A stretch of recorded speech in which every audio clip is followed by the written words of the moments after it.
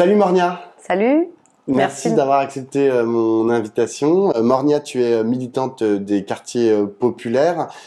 Si j'ai voulu t'inviter, c'est parce que demain soir, à la salle l'ENAF de la Bourse du Travail à Paris, pas loin de la place de la République, vont se tenir des assises citoyennes pour les libertés publiques et la défense de nos droits individuels et collectifs.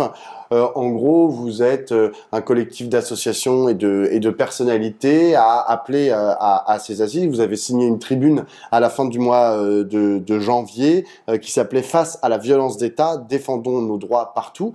Ma première question, elle est toute simple, c'est quoi l'objectif de ces assises ? Alors peut-être, d'abord merci de m'avoir invité. Peut-être commencer par le diagnostic qui a été fait par l'ensemble des gens qui ont initié en fait cette coalition, qui a donné lieu d'ailleurs l'année dernière au courant mars, je crois, à des assises. C'était de constater que depuis quelques temps, quelques mois, voire quelques années, on a des atteintes aux libertés fondamentales qui atteignent un paroxysme. Donc ça se caractérise par une répression des militants syndicaux, une tentative de museler leurs paroles quand elles contestent l'autorité du patronat, mais également les militants écologistes. On l'a vu notamment avec les soulèvements de la terre. Et puis tu as oublié une partie qui est importante aussi pour moi, c'est que c'est une coalition aussi contre le racisme systémique. Alors c'est important de le dire parce que cette coalition elle a ça d'assez particulier, c'est qu'elle regroupe des gens qui sont issus d'horizons extrêmement différents, mais qui en réalité ont un socle commun qui est qu'on porte atteinte à leur liberté. Et le racisme systémique, notamment pourquoi ?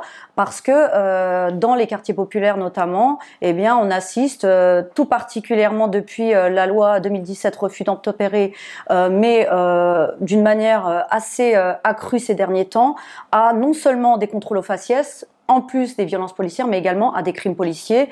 Celui qui marque les esprits, évidemment, c'est celui de Naël qui a eu lieu l'année dernière, le 27 juin. Et puis depuis, on a eu de nombreux jeunes qui ont été tués par la police. Donc du coup, une fois que ce constat-là a été fait, eh bien, on a décidé avec un grand nombre de personnes, des historiens, des sociologues, des gens des quartiers populaires qui constituent des collectifs, des syndicats de magistrature, syndicats du travail, de finalement, au lieu de rester dans nos propres couloirs et de travailler chacun sur son petit sujet, eh bien de nous coordonner, de faire coalition justement pour travailler ensemble, pour déjà arriver à une plateforme qui constitue ce socle commun, pour pouvoir justement diligenter des choses qui vont être opérantes. Alors c'est vrai que j'anticipe un peu peut-être la deuxième question, c'est qu'est-ce qui change par rapport à tout ce qui a été lancé avant ? Exactement, parce que des assises comme ça, il y en a déjà eu. C'est vrai qu'il y en a déjà eu, mais moi par exemple, de ma petite expérience de militante antiraciste, mais aussi syndicale,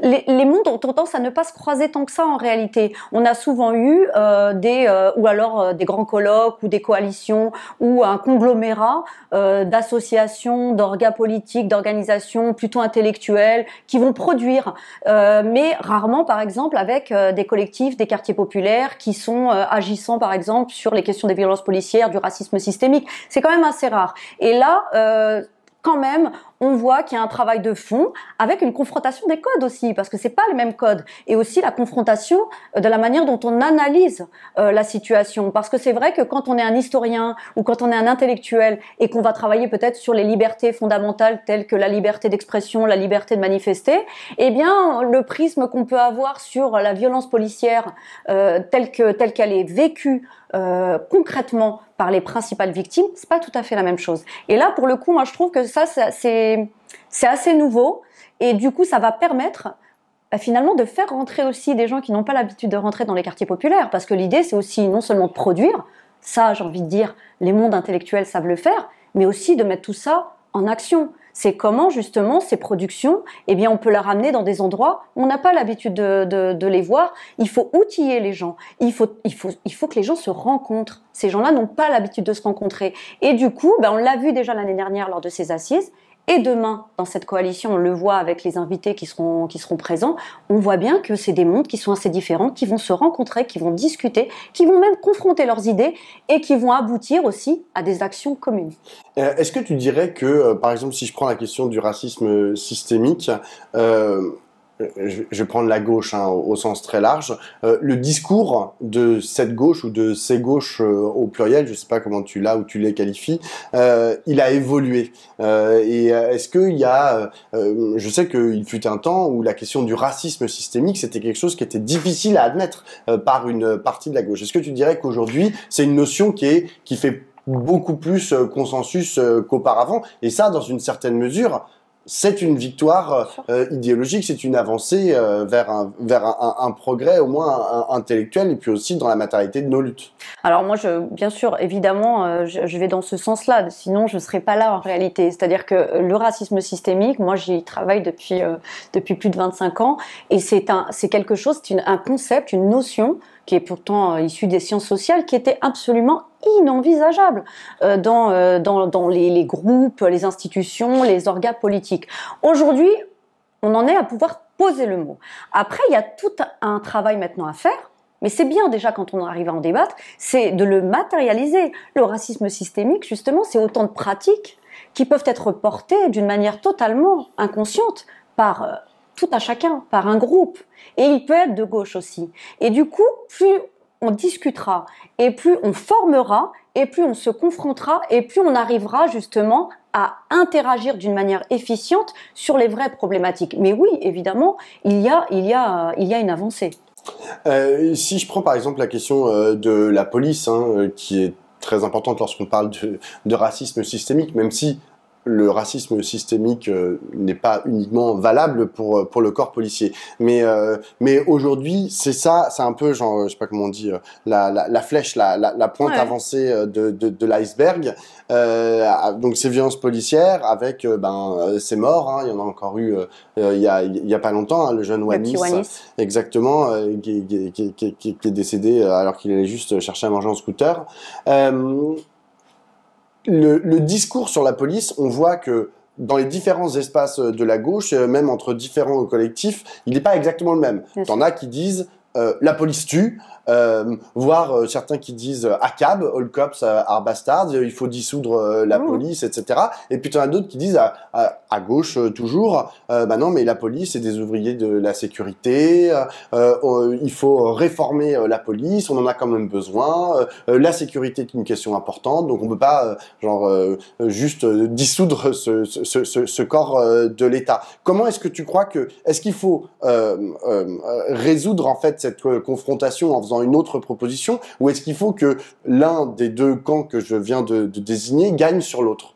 Alors en réalité, moi, ce qui me pose problème dans cette façon de poser le débat, c'est que, et ça c'est peut-être une déformation de juriste, c'est que moi, en fait, on m'a toujours appris de partir des constats objectifs. Or, aujourd'hui, en France, il y a un constat objectif qui est fait. D'une part, c'est qu'on a bien des contrôles aux faciès, ça c'est démontré par une institution qui est étatique. Je veux dire, c'est l'État lui-même, puisque, encore une fois, le défenseur des droits, c'est une émanation de l'État, qui depuis même quelques années, je dirais en tout cas depuis 2016, clairement précise que non seulement il y a un racisme systémique dans la police, et moi je vais un peu plus loin. Pour moi, le racisme systémique, c'est pas tout à fait ce qui caractérise la police. La police, elle est qualifiée comme étant émettrice de contrôle aux faciès, par exemple. Et à partir du moment où on a intégré, parce qu'on a été alerté plus d'une fois sur des pratiques qui sont discriminatoires à l'endroit d'une catégorie de personnes qui remplissent un critère de discrimination, c'est plus quelque chose qui est inconscient. C'est quelque chose qui qui structure, qui est presque culturel dans la police. Et du coup, moi j'ai envie de dire qu'il faut dépasser surtout, et ça c'est un problème qui est très français, j'ai envie de dire, le côté infamant, diffamant. Je te donne un exemple et vraiment court. Moi j'ai beaucoup travaillé sur la question de la discrimination raciale dans les organisations du travail, et on pouvait parler de la discrimination sexuelle à des patrons. On pouvait parler de la discrimination liée à l'orientation sexuelle, mais pas de la discrimination raciale. Comme si c'était beaucoup plus violent. Mais en réalité, à partir du moment où elle est clairement diagnostiquée, et en France, la police pratique la discrimination liée à l'origine, s'agissant des contrôles, s'agissant même des crimes, puisque la plupart, en tout cas la majorité des gens qui sont tués dans le cadre de contrôles policiers, ce sont des personnes racisées. Ça, c'est un état de fait. Si déjà on est d'accord sur le diagnostic, on sortira des postures, j'ai envie de dire, personnelles. Il n'est pas question d'une personne. Si on a un jeune qui meurt à Marseille, un jeune qui meurt à Nanterre, un jeune qui meurt à Nantes, on voit bien que c'est pas l'histoire d'une police. Ça veut dire qu'il y a quelque chose qui est institutionnalisé. Et aujourd'hui, ça ne fait plus, il n'y a plus de doute. L'ONU, avant la mort, je crois, de Naël, avait évoqué des pratiques racistes dans la police. Bon, eh bien, on le dit. On le pose et on en tire les conséquences en mettant en place des actions fortes. Et les actions fortes, moi j'ai envie de dire, je peux te dire, on va réformer. Hein. Mais ça veut rien dire et tout dire à la fois.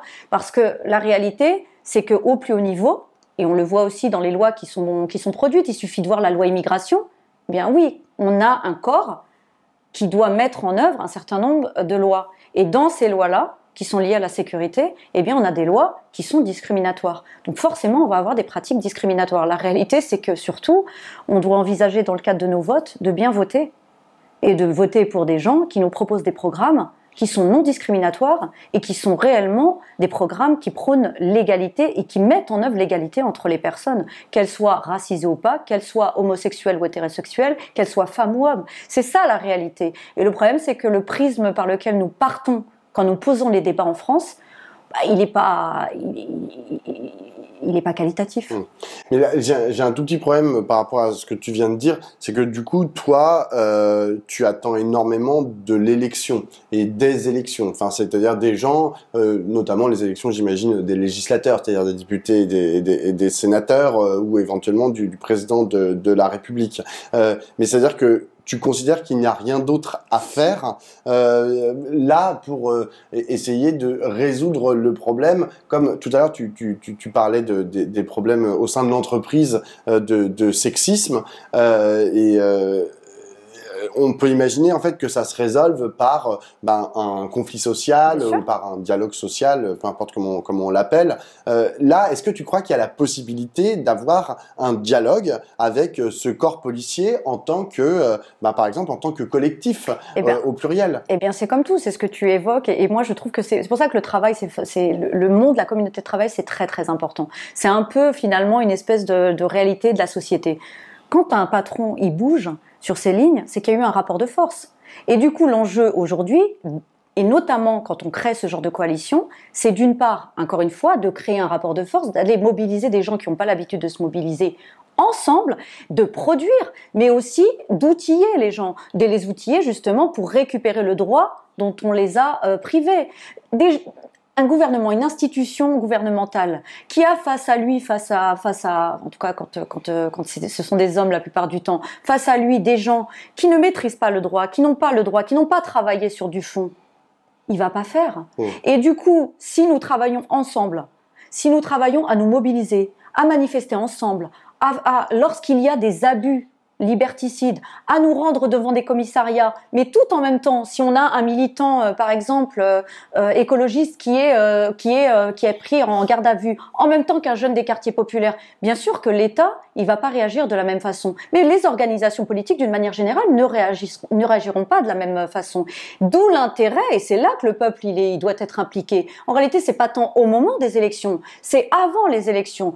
Plus ce travail est fait, et c'est du travail de couturier. Ça veut dire que concrètement, on reprend le terrain, parce qu'en réalité, les politiques n'ont plus rien à proposer sur ces sujets-là.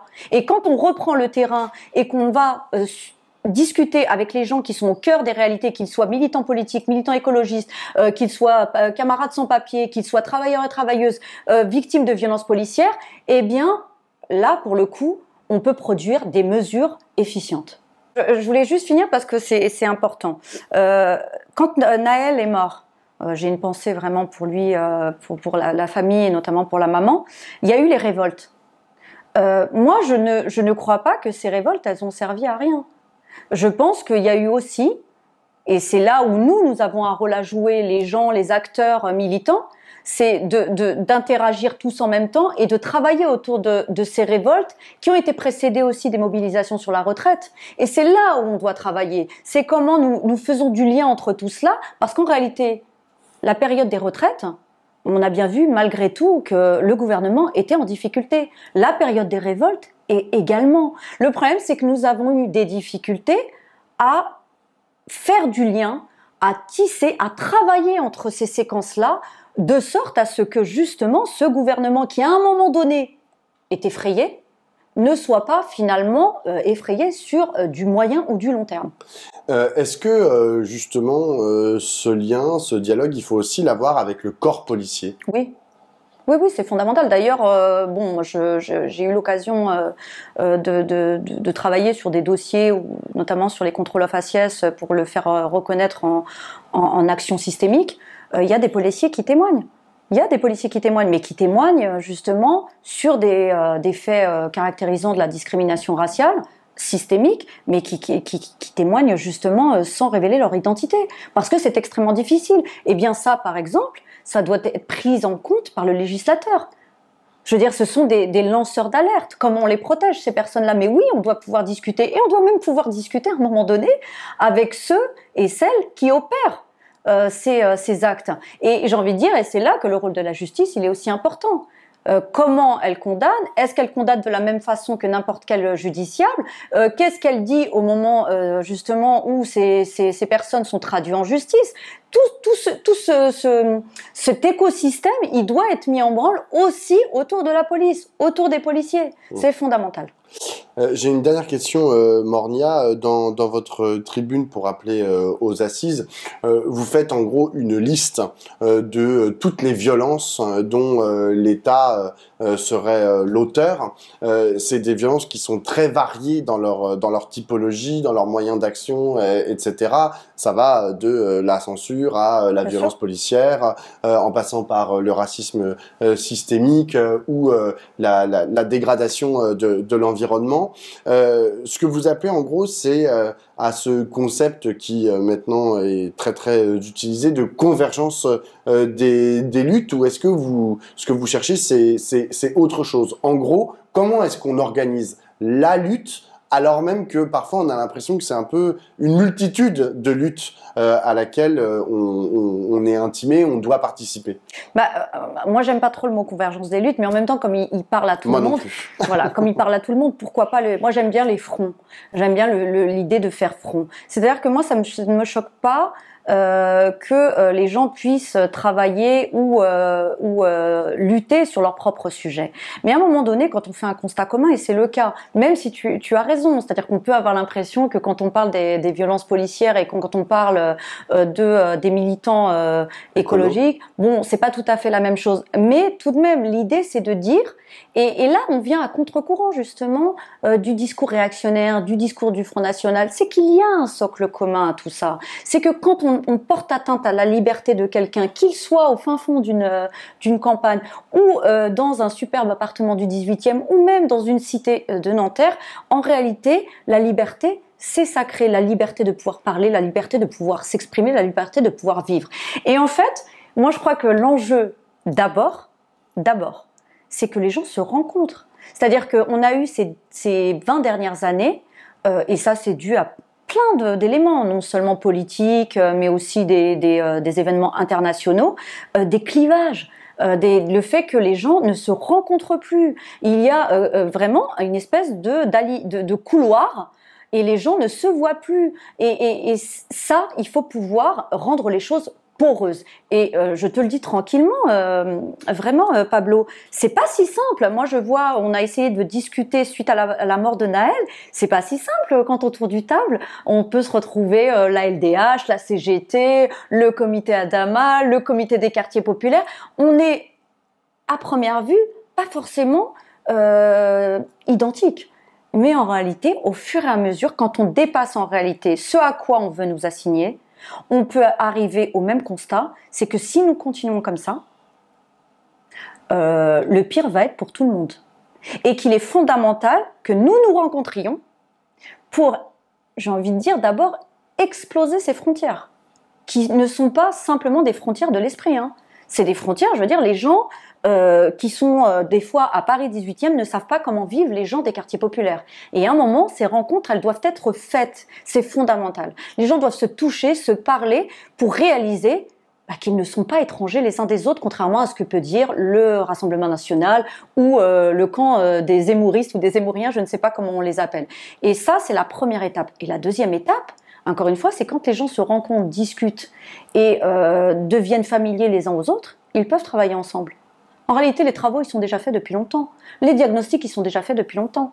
Mais travailler ensemble, ça veut dire qu'à un moment donné, on va se retrouver tous ensemble dans la rue, par exemple. Et c'est ce qu'on espère, par exemple, sans transition aucune, parce que tu me le permets. Le 21 avril, il y a une marche contre l'islamophobie qui est initiée par justement Amel Bentounsi et Yessa Belkodja. Eh bien, tu vois, ce cadre-là, demain soir, eh bien, ça va être l'occasion, eh bien, de pouvoir dire à la LDH, au syndicat de la magistrature, au syndicat des